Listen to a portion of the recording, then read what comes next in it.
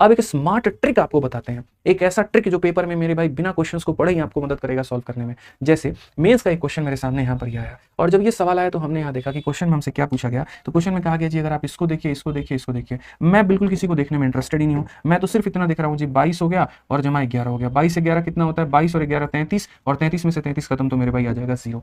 ठीक है, अब उसके बाद एक जो लाइन बोलूंगा वो लाइन याद रखना, वो लाइन बहुत महत्वपूर्ण है। जब भी तुम्हारे सामने जोड़ घटाव वाले ऐसे सवाल आते हैं ना, वही ऑप्शन आंसर होता है जिसमें दो चीजें हों। पॉइंट नंबर 1 उन ऑप्शंस में देखना। पॉइंट नंबर 1 मेरे भाई यहाँ पर आफ्टर डेसिमल क्या देखना है मेरे भाई, आफ्टर डेसिमल कितने डिजिट्स ऐसे हैं जिनके पास में बार है, मैक्सिमम डिजिट्स ऐसे कितने हैं। इसके में सिर्फ 1 के ऊपर में बार है, इसके ऊपर में 2 के ऊपर में बार है, और इसके ऊपर में 1 के बार है। तो आपको यहाँ देखना है मैक्सिमम डिजिट। तो आपने जब मेरे भाई मैक्सिमम डिजिट देखा तो यहाँ पर आपको क्या मिला कि सर 2 के ऊपर में बार है, तो वही ऑप्शन आंसर होगा जिसमें 2 पर बार होगा। यहाँ पर 3 के ऊपर में बार है, नहीं हो सकता। यहाँ 1 के ऊपर में बार है, नहीं हो सकता। यहाँ 2 पर बार है, यहाँ 2 पर बार है, तो इन्हीं दोनों में से कोई एक आंसर होगा। तो ये है सिर्फ पॉइंट नंबर 1। और पॉइंट नंबर 2 मेरे भाई क्या है, पॉइंट नंबर 2 ये है कि डेसिमल के बाद में कितने डिजिट ऐसे हैं जिसके ऊपर में बार नहीं है।